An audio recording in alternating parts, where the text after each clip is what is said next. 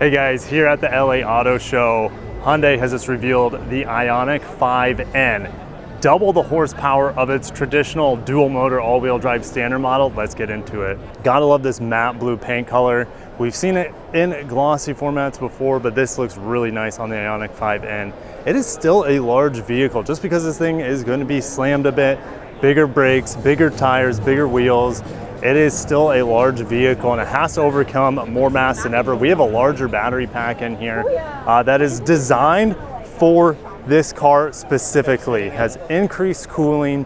The electric motors have increased cooling. There are two AC systems in here to reduce the heat buildup in this vehicle. This thing is going to be a track monster, one of the best in the world.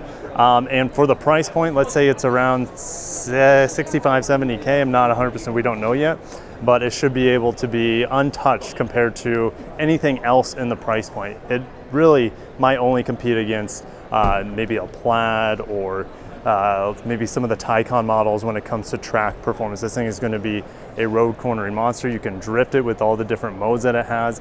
You can use the paddle shifters to simulate an 8-speed dual clutch in here.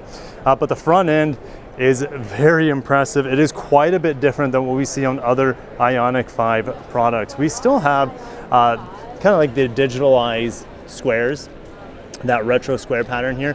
This piece is all new with these striations on the front, and we got that bright, it's almost like a blood orange red color that is synonymous with other end products. And this is typically an aluminum, like a shiny piece, but this is flat pressed black, looks really nice here, like the N badge.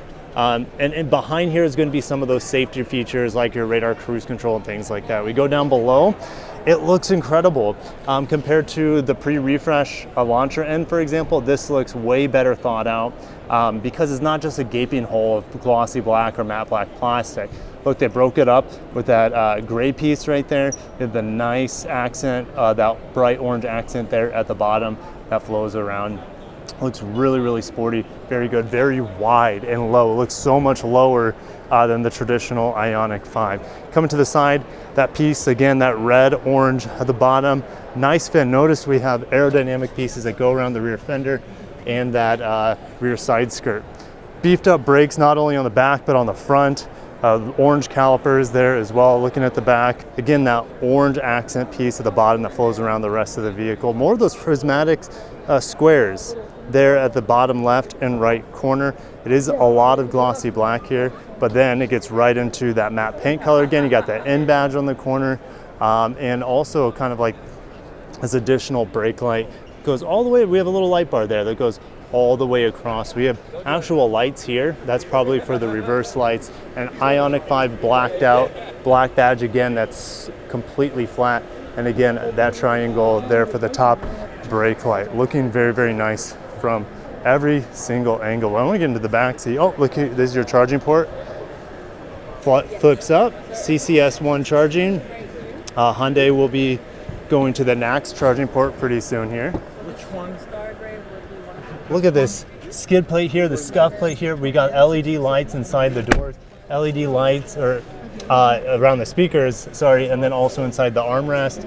Those squares, again, that square pattern, very nice premium features here that we see in, let's say, the limited grade of the IONIQ5. Fully flat floor, suede accents here on the back, blue stitching, just like the paint color here.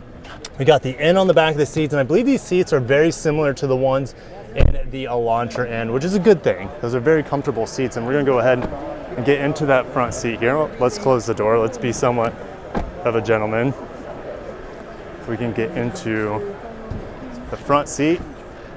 Oh my, look at that steering wheel. Look at all the gadgetry going on, all the different drive modes in Grin Boost. 641 horsepower, illuminated N logo here on the seat, very tight bolstering, you're gonna need that. Manual seats to keep the weight down as much as possible, kind of that checkerboard for the brake pedal, the dead pedal as well. Blue stitching on that steering wheel, you get your drive select right here, twist it, dual 12-inch screens, and this kind of reminds me of the Honda Logger. You're able to customize everything here through the touchscreen with the stiffness, your different modes, it's incredible. Man, this, you could spend a day just playing with the settings on that center screen. We still have the functional interior controls here for climate control, audio control, wireless charger. The movable armrest area I don't believe is the same like it is in the traditional Ioniq5. And that's okay. This still looks like it's pretty open to me. And oh yeah, you have, the reason is because this is for your protection. While you're pushing it through the curves, you have this pad here to so you can brace your body as you're moving. So I can't wait to drive the Ioniq5 It's going to be hard to beat for the price for an EV. There's really not going to be anything that can touch it in its price point. So I'll see you guys down below. Are you excited for the Ioniq5N? Can't wait for the Ioniq6N. The Envision 74, hopefully that comes out as well. It's looking excellent here. As it comes to the market, I believe in March, we'll get further pricing as we get closer to the release date end of March.